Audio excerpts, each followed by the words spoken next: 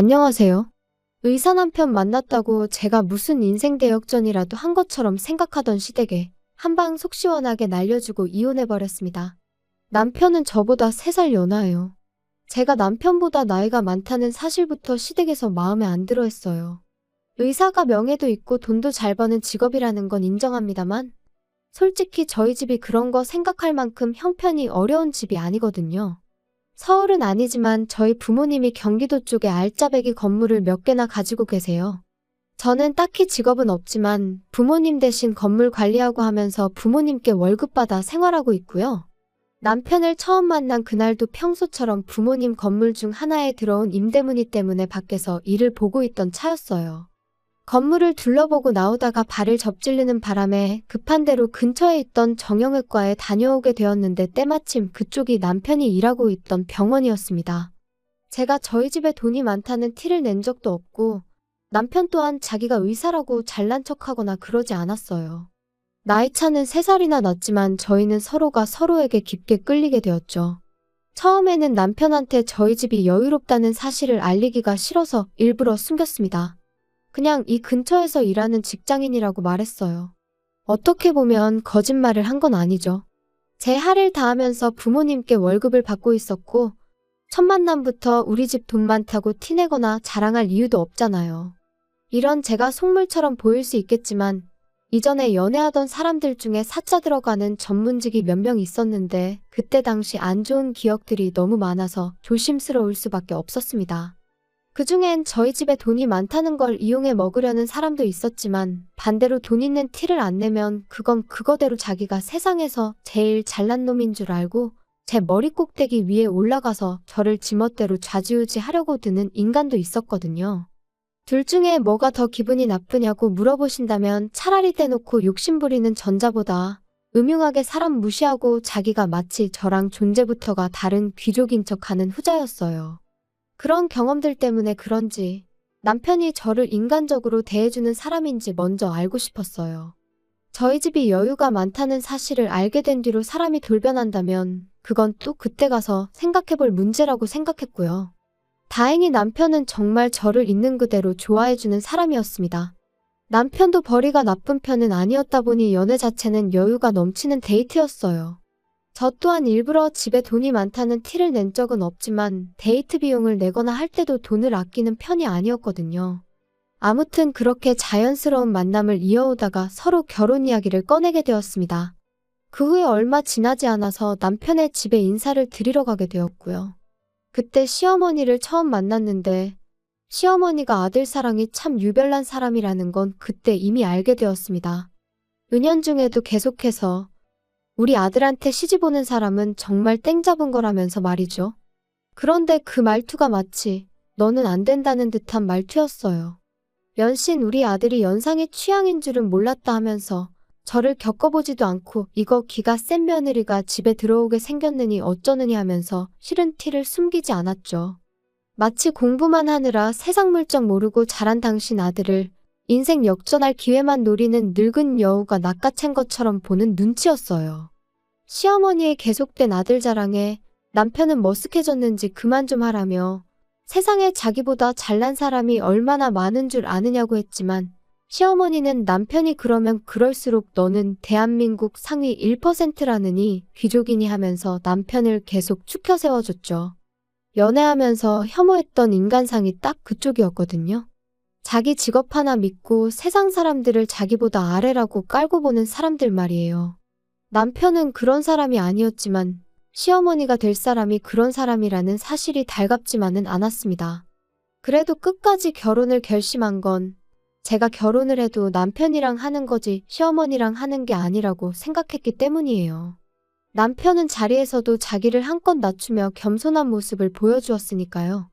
거기에 그날 인사를 드리고 난 뒤 어머니는 자기가 꼭 책임지고 마음을 돌려놓겠다고 이야기를 했으니 아들 말이라면 껌뻑 죽는 사람인데 남편이 중간에서 역할만 잘해준다면 아무 문제 없겠다 싶었죠. 그렇게 3개월 정도 쭉 연애를 이어오고 있는데 기어이 결혼 허락을 받아왔어요. 사실 제 나이가 이미 30대 중반을 바라보고 있는 가운데 솔직히 연애는 몰라도 결혼 욕심은 크게 없는 상황이었죠. 그렇다고 당시 남편이 저나 저희 집 재력을 정확하게 파악을 하고 있지 않은 가운데 부모님 반대에도 불구하고 끝내 결혼 허락을 받아온 모습이 한편으로는 감동적이었고, 이 사람이라면 결혼해도 평생 행복할 수 있겠다는 확신까지 주었습니다. 그렇게 저도 결혼 준비를 시작했고요.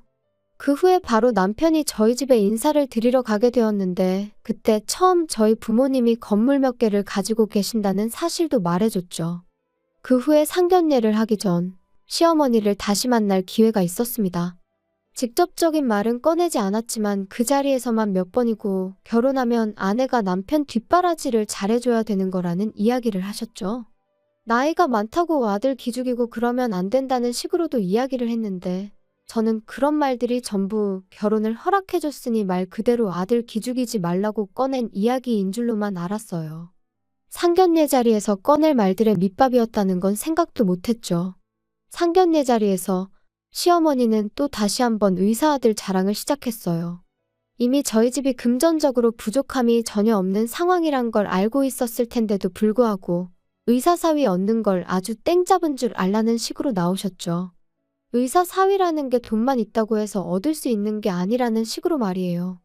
남편은 아주 질색을 하면서 시어머니가 아무 말도 못하게 막으려고 노력했지만 이미 터진 시어머니의 입을 멈출 수 있는 사람은 없었죠.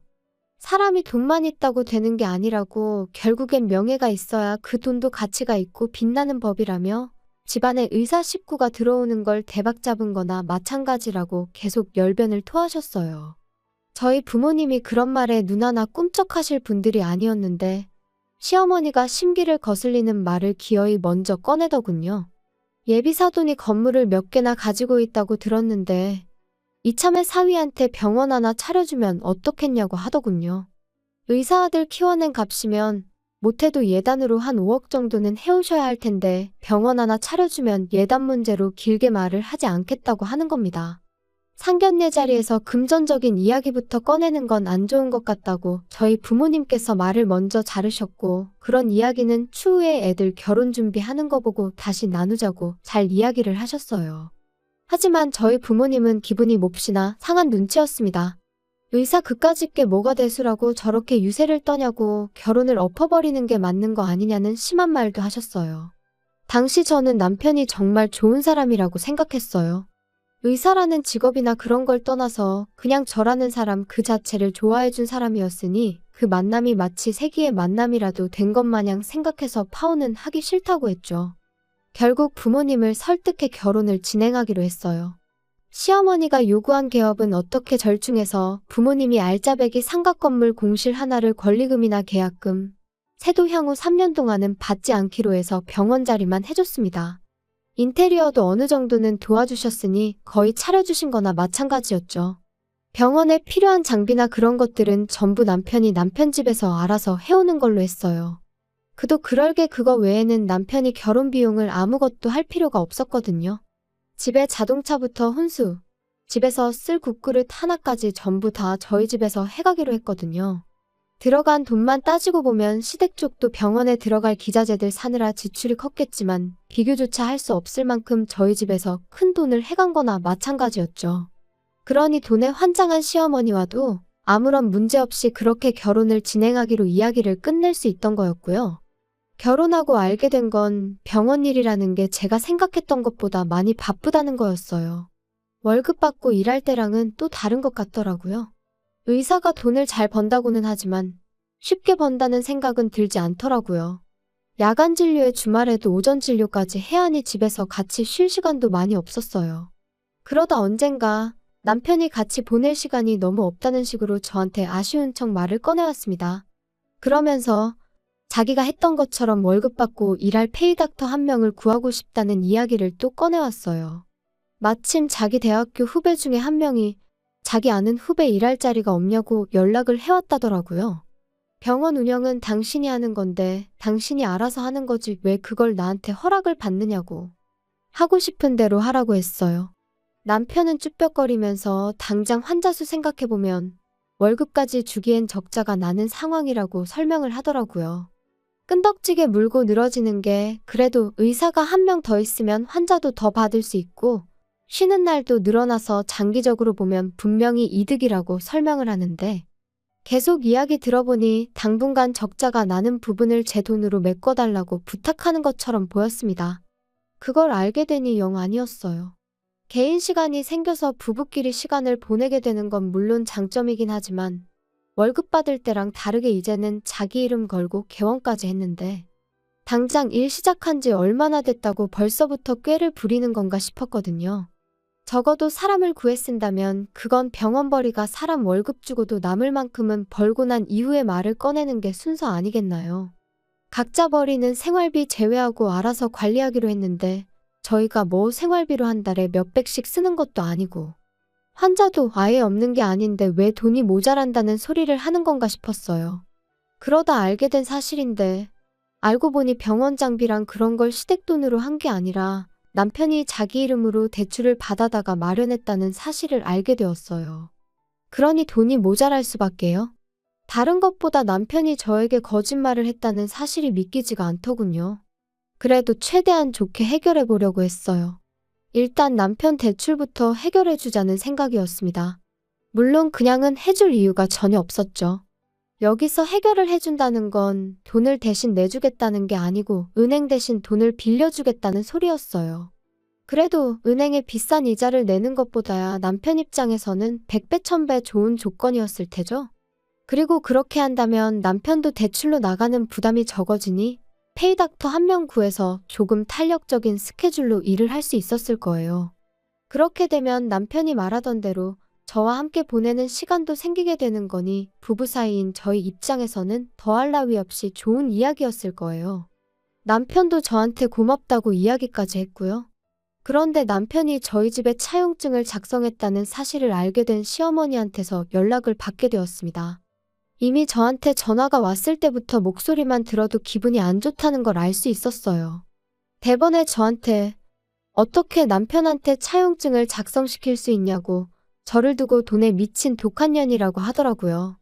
재주는 곰이 부리고 돈은 떼놈이 번다더니 의사 아들이 죽어라고 번 돈을 차용증까지 써가며 받아가고 싶냐고 돈으로 지금 내 아들을 손바닥 위에 놓고 부려먹으려는 속셈이냐길래 아드님한테 자초지종을 제대로 들으시긴 한 거냐고 되물었어요. 기분 나쁘게 생각하실 거 전혀 없다고요. 상견례 당시에 이야기된 것과 다른 상황인데 제가 남편 얼굴 봐서 그냥 넘어가신 건 알고 계시지 않느냐 되물었죠. 정 이런 상황이 마음에 안 드신다면 돈 이야기는 없던 걸로 하겠다고 애초에 처음 이야기되었던 대로 어머님이 남편 대출금을 해결해 주시면 되는 거 아니냐고요. 어머님 돈으로 해주시면 차용증도 안 써도 되는 거 아니냐고 했더니 아무 말도 대답 못하고 가만히 있더라고요. 할 말 다 하신 거면 전화를 끊겠다 했는데 시어머니가 다짜고짜 저한테 성질을 내는 겁니다. 의사 남편, 의사 사위 얻은 게 니들 평생의 복인 줄도 모르냐고요. 병원이 있는 건물은 공실도 잘 나지 않는 거 모르냐며 우리 아들 하나가 니네 집 건물 가치를 얼마나 올려놓은 줄 아냐며 열을 올리더라고요. 병원 들어오면서 상가 계약하신 분들이 좋아한 건 사실이긴 한데 그렇다고 해서 남편 병원이 없다고 저희가 힘든 상황도 아니었거든요. 뭘 알고 떠드시라는 말이 목끝까지 차올랐지만 시어머니니까 그렇게까진 하지 않고 그냥 무시해버렸어요.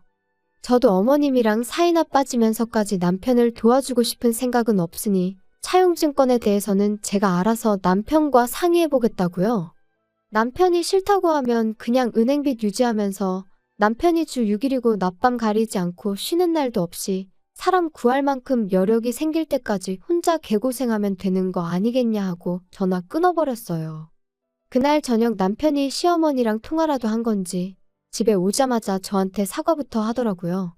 어머니한테는 자기가 잘 설명할 테니 저보고 기분 풀라고 저를 달래주길래 나를 달랠 생각 하지 말고 어머님하고나 이야기하라 그랬어요. 남편은 제 앞에서 떳떳하게 전화하면 될 걸 가지고 괜히 제 눈치를 보면서 서재로 쓰고 있던 방으로 가서 문까지 닫아놓고 전화를 하더군요. 무슨 작당 모의를 하려나 싶었어요. 집안일을 하나도 안 하는 남편이었다 보니 베란다에만 가도 방 안에서 나는 소리가 들린다는 사실을 알 리가 없었죠. 통화 내용을 엿듣는 게 떳떳한 일은 아닌 건 알지만 이 상황을 제대로 해명 안 해서 괜히 그걸로 시어머니랑 저 사이에 또 다른 마찰이 생길 수 있으니 똑바로 이야기하는지 들으려고 했었을 뿐인데 전화 내용을 들어보니 어이가 없더군요. 처음엔 제대로 이야기를 하는 줄 알았어요. 대놓고 시어머니한테 내가 알아서 잘하고 있는데 왜 나서서 초를 치냐며 그러지 말라고 주의를 주더라고요. 그런데 이어서 나온 이야기에 정말 온몸에 소름이 다 돋았습니다. 일단 이렇게 해서 장인장모한테 신뢰 좀 쌓아놓고 병원 건물 명의부터 집 명의까지 싹 다 내 명의로 돌리든 공동 명의로 돌려놓아야지 이혼하면 뭐라도 우리 손에 떨어진다며 갈 길이 9만리인데 왜 이렇게 성급하시냐며 짜증을 내더라고요. 생활비도 300씩 보내드리고 있지 않냐고 그 돈이면 월급 받을 때 드리던 것보다 배는 더 보내는 건데 일단 그걸로 만족하고 계시라는데 남편이 돈에 항상 허덕이는 게 대출 때문에만은 아니었다는 사실까지 알게 되었습니다. 통화 마치고 온 남편은 뻔뻔하게 저한테 어머니랑 자리하기했고 다시는 같은 일로 저한테 연락하는 일이 없을 거라고 얼굴에 철판을 깔더군요. 당장이라도 폭발할 것 같은데 아무것도 모르는 척하고 있는 게 정말이지 너무 힘들었습니다. 작정하고 처가재산 노리는 게 저는 드라마에서나 있는 일인 줄 알았는데 바로 저한테 일어나고 있었으니 말이에요. 당장 제가 어떻게 할 수 있는 일이 없어서 다음 날까지 아무 일도 없는 척 가만히 있다가 친정부모님께 찾아갔습니다. 중간쯤부터이긴 하지만 대화 내용이 말도 안 되는 방향으로 흘러간다 싶어서 남편이 통화하고 있는 내용을 녹음해 놓았는데 그 내용을 들은 아버지께서 처음에 돈 밝힐 때부터 알아봤어야 한다며 치를 떨며 노발대발 난리도 아니셨지요. 그 길로 저랑 같이 병원으로 쳐들어갔어요. 남편은 전혀 생각도 못한 눈치로 웬일로 둘이서 같이 왔느냐고 하더라고요. 이미 물증까지 확실한데 더 기다릴 이유도 없겠구나 싶어서 곧바로 녹음해 놓았던 거 틀어주고 어디 한번 설명해보라고 했어요. 자기 목소리가 확실한데도 아니라고 잡아떼더군요. 아버지께서는 긴 말 할 것도 없다고 당장 이혼 서류부터 작성하러 가자고 호통을 치셨습니다. 내가 네 말고 내 건물에 병원 차리고 싶어하는 의사를 못 구하겠냐고? 이혼 안 하고 버티면 내 전 재산 전부 털어서라도 바로 아래층 상가들 통째로 공실 만들어서 절반은 한의원, 절반은 정형외과로 새로 열겠다고 엄포를 놓으셨습니다. 향후 3년간은 세를 따로 받지 않기로 하긴 했지만 남편이 대출도 많은데다가 시댁 생활비까지 보태야 했으니 저희 아버지께서 저렇게 나온다면 남편이 버텨낼 재간이 없었겠죠. 바로 다음날 시어머니까지 찾아와서 앞으로는 욕심부리지 않겠다고 남편과 같이 손이 발휘되도록 싹싹 비는데 오히려 그런 모습을 보니 그나마 남아있던 정까지 뚝 떨어졌어요.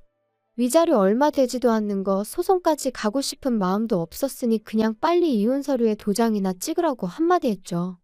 남편은 장비랑 기타 집기들 다 빚내서 산 건데 이건 어떻게 하냐며 비굴하게 나오길래 당신 어머님 말 맞다나 병원 들어오길 기다리는 건물들이 줄을 선다고 하지 않았느냐고. 하루라도 빨리 그런 건물 찾아서 거기다 새로 개원하라고 한마디 해줬습니다. 결국 두 사람은 용서도 받지 못하고 내쫓기듯 나가야 했어요. 시어머니는 다리에 힘이 풀린 건지 병원 밖을 나서는데 몇 번을 주저앉았다 일어섰다 하더군요. 결국 1년도 채 안 되는 결혼 생활을 마치고 이혼을 하게 되었습니다. 제대로 복수를 해줘서 속이 시원하긴 했지만 결국 사람 보는 눈이 부족했던 저 때문에 이 사달이 일어나게 되었으니 한편으로는 씁쓸하기도 하네요. 남편이 저희 집 재력을 진작에 눈치채고 있었다고까지는 생각하지 않으려고 해요. 지나간 과거에 얽매이는 것보단 앞으로 제가 어떻게 하느냐가 더 중요하다고 생각하니까요. 부도 좋고 명예도 좋지만 사람의 귀천을 따지는 족속들하고는 두 번 다시 상종하기 싫네요.